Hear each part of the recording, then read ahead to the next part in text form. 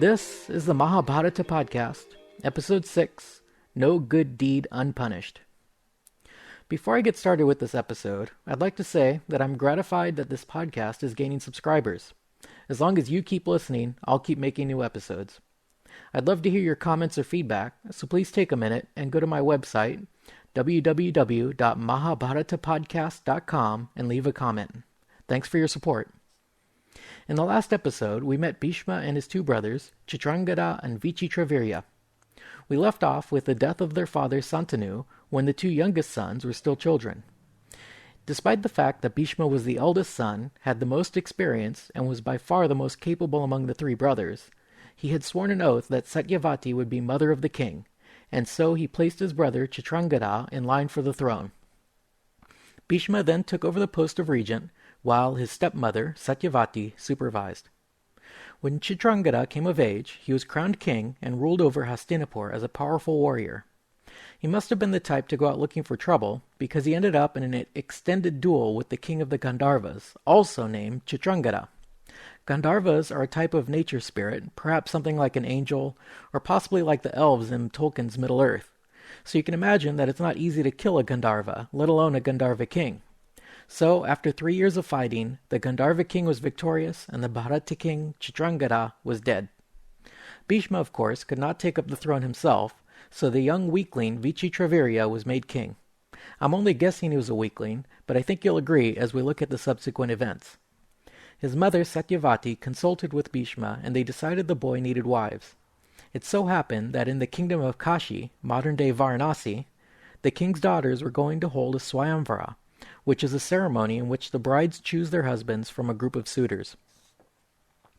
Rather than sending the boy Vichitravirya himself and hoping he might get chosen, they decided they would have a better chance going the old-fashioned route, snatch and grab. Bhisma mounted his chariot in full armor and rode to Kashi. When he got there, he headed straight for the three young princesses, pulled them onto his chariot, then gave a brief lecture on Dharma. He listed the 8 forms of marriage, from arranged marriage to elopement to rape, and then declared that abducting a princess was the very best form of marriage for the warrior caste. He then challenged them all to try to stop him, and tore off as fast as his horses could run.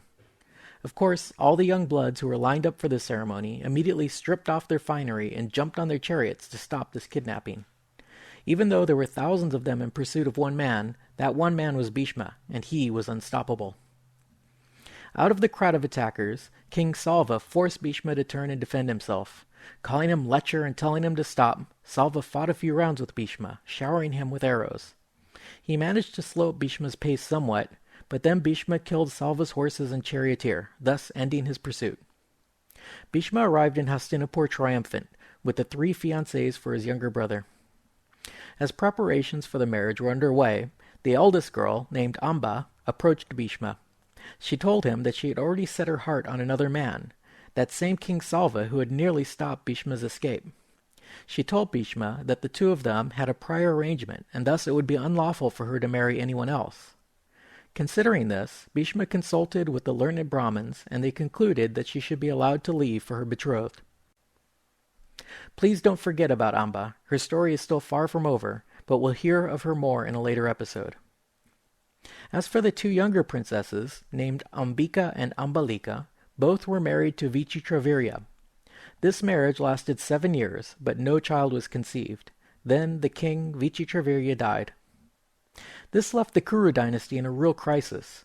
Their last living heir of the dynasty was an avowed celibate. Something urgent needed to be done.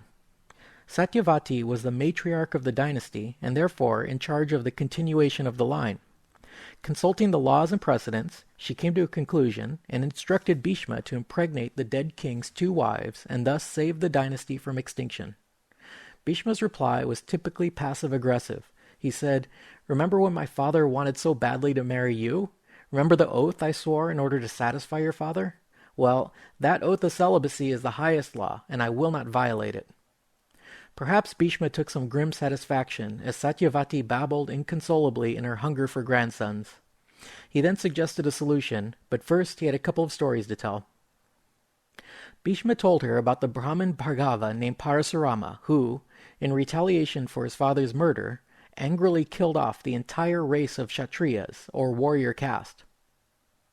We are mostly familiar with the Brahmin caste as being occupied with the Vedas and rituals, but there was one group of Brahmins called Bhargavas who took up the occupation of arms. They are said to have quarreled with the Kshatriyas and, in this case, actually killed them all off. The Kshatriya women, bereft of their husbands, turned to the Brahmins and with them repopulated the warrior caste. Just in case you're a little confused about these terms, ancient India divided society into 4 hereditary classes called Varnas: the Brahmins, who functioned as priests; the Kshatriyas, who bore arms and held kingship; Vaishyas, who were the merchant or bourgeois class; and the Shudras, who were peasants or serfs. This is generally referred to as the caste system, and some vestiges of it remain to this day in Hindu society, but it's generally not polite to ask. We'll mostly hear about the Brahmin and Kshatriya Varnas in the Mahabharata, since presumably they would be the only ones literate and wealthy enough to have a story about themselves preserved for this long.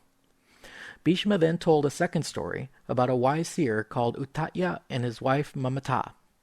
Uttatya's younger brother was the famous Brihaspati, who was the priest to the gods. One time, while alone together, Brihaspati assaulted his sister-in-law. She yelled at him to stop, saying that she was already pregnant with her husband's child, and so for him to spill his seed would be a waste. It's an odd argument to make at a time like this, but I guess these old rishis were very conservative with their semen.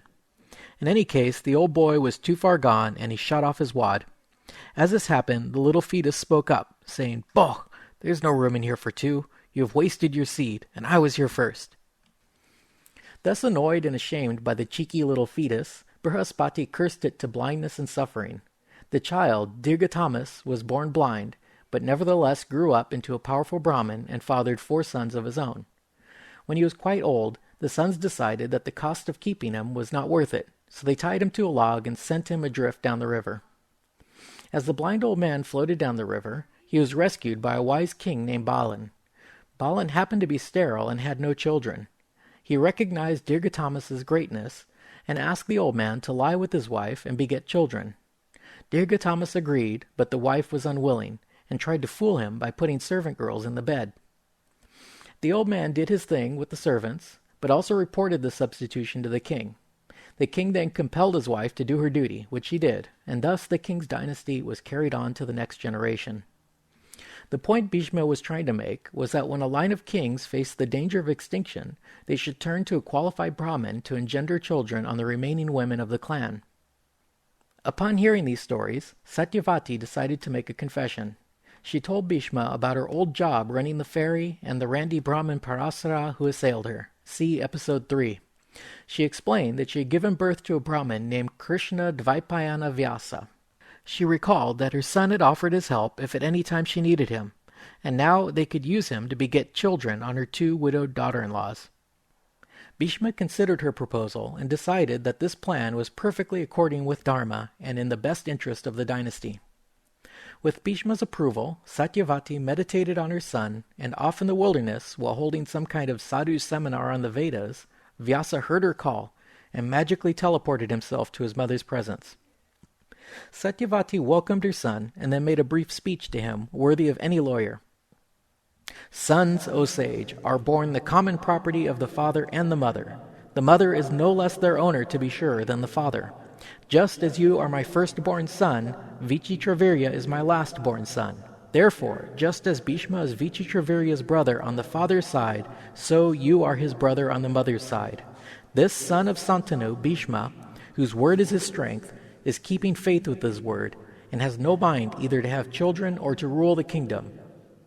Now, out of esteem for your brother, for the continuity of the family, at Bhishma's word and my own behest, out of compassion for the creatures and for the protection of everyone, you must do what I am proposing without any cruelty of heart. The 2 wives of your younger brother, who are like daughters of a god, lovely and in the bloom of their youth, are yearning for sons by the law. Beget children on them that are worthy of our family and of continuing our progeny." It's interesting how Satyavati formed her request in such a precise and formal manner. I think it makes it clear that what she was asking was not really a generally accepted practice. It's as if she were worried that her son might take offense or find a fault in her reasoning. In any event, she need not have worried, because Vyasa was perfectly willing to do his part. He only stipulated that the women observe a vow for a year before he would get started. Satyavati objected to this, saying that a year was far too long to wait, and the dynasty was in trouble, so action was needed right away. Vyasa replied that he would agree to doing the act directly, but that the women should be warned and prepared for his ugliness, bad odor, filthy clothing, and emaciated body. Satyavati then met with her two daughters-in-law, Ambika and Ambalika, and convinced them that they should lie with her eldest son. I guess she had a hard enough time convincing them that this act of incest was okay, because she neglected to mention that her oldest son had the hygiene of week-old roadkill. They started with Ambika, bathed and perfumed her, and left her in bed to await her partner. As she lay there, she imagined it was someone like Bhisma, or perhaps his better-looking older brother, coming to make love to her. Imagine her horror when, without even putting out the lights, this little dreadlocked sadhu with skin like moldy beef jerky entered the room and wanted to get it on. The poor girl put up with his advances, but closed her eyes and covered her face until he left the room. I guess even the most otherworldly hobo still has his vanity, because Vyasa was pretty annoyed that the girl was scared of him and had refused to act like she enjoyed it. He announced to Satyavati that she would indeed have her first grandson, that he would be wise, strong, and virtuous, but because Ambika hid her eyes, her son would be blind. His name would be Dhritarashtra. I guess Satyavati didn't learn her lesson that forewarned is forearmed, because she also neglected to warn her second daughter-in-law. So, when Vyasa went to her, she turned pale with fright. Again, Vyasa successfully produced a son, but while this son would have his sight, he would have a sickly pallor. He would be called Pandu the Pale. Following the birth of these two sons, Satyavati called on Ambika to have one more son, just in case something happened to the first two. Ambika agreed, but when the time came for her to lay with that awful man, she lost her nerve, and compelled one of her servants to take her place in the bed. This probably points out one of the flaws of the caste system, because this low-class girl did her job the way it should have been done by her betters. She greeted Vyasa with all respect, served him, and pleasured him all night. Vyasa, of course, knew of the deception all along, so the next morning he told her that she would no longer be a slave, and that the child she had conceived would become the most sagacious man in the world. This child was called Vidur, the third brother who, born of a commoner, would not be eligible to be king. After this final act, Vyasa announced that he had fulfilled his commitment and then vanished. Back in episode 4, I mentioned the essay called The Partial Incarnations. In there, we are told that Vidur was a partial incarnation of the god Dharma, thus explaining his total enlightenment with issues concerning law and ethics. It is interesting that in the Mahabharata, they talk of Dharma as not only an idea, meaning law, ethics, righteousness, but it is also known as a god. Remember how this whole story was being recited to King Janamejaya at the snake sacrifice? Well, after hearing about the birth of Vidur, King Janamejaya interrupted Vaisampayana and asked him what the god Dharma could possibly have done to be born the son of a Shudra. Vaisampayana answered him with a story about a Brahmin named Mandavya, who was known as a great ascetic. One of his favorite yoga practices was to stand outside his hut with his hands upraised and observing a vow of silence. One day, while doing this yoga, a group of bandits, in hot pursuit by the king's guards, came across his hut and hid inside along with their plunder. When the guards arrived, they asked the hermit about the bandits. The hermit, of course, refused to move or speak, so the guards searched the hut and found the bandits. They suspected the hermit of being an accomplice, so they also arrested him. When the hermit and the other bandits were brought before the king, they were all summarily sentenced to death by impaling. Justice was swift, and all the accused were immediately impaled, including the Brahmin Mandavya. Mandavya was an accomplished yogi, and so, even though he had a stake driven through his body and was suspended off the ground, he did not die. After several days of this, he caught the attention of the king. The king was immediately contrite and ordered the hermit to be removed from the stake and asked his forgiveness. The hermit forgave the king, but unfortunately the stake could not be removed. All they could do was cut off the ends, leaving the poor guy to walk around with the stake embedded in him. Fortunately, according to the thinking of the times, such a condition of suffering counted as an austerity, and thus he gained immense spiritual power in return for his suffering. Using these new powers, the miserable Brahmin traveled to the realm of the gods and interrogated Lord Dharma himself. He asked the god, what had he done to deserve such a horrible fate in this life? Dharma replied that when Mandavya was just a child, he had impaled flies with blades of grass, and for that youthful act of violence he must suffer karmic retribution. Mandavya castigated the Lord Dharma, saying that the sin was small, but the punishment horrific. Furthermore, he was an ignorant child when he had done it. Therefore he cursed the god, saying that he should be born a man, and the son of a Shudra at that. To top it off, he laid down a new rule for posterity, saying that nothing should be counted as sin if committed before the age of 14 years. Thus, we are only karmically responsible for our actions after we have reached the age of discrimination.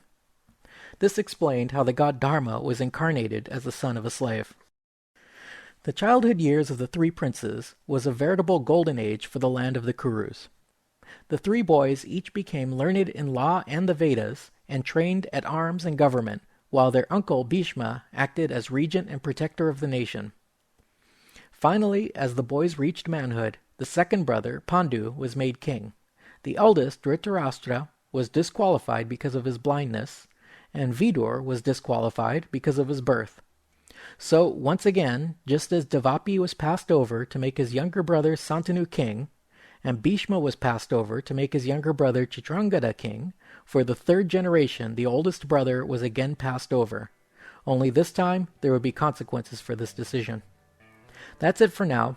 Next time we'll see the Kuru princes enter the international marriage market, forming alliances with their neighbors. Also, we'll hear about the birth of both our heroes and our villains, all 105 of them. Thanks for listening.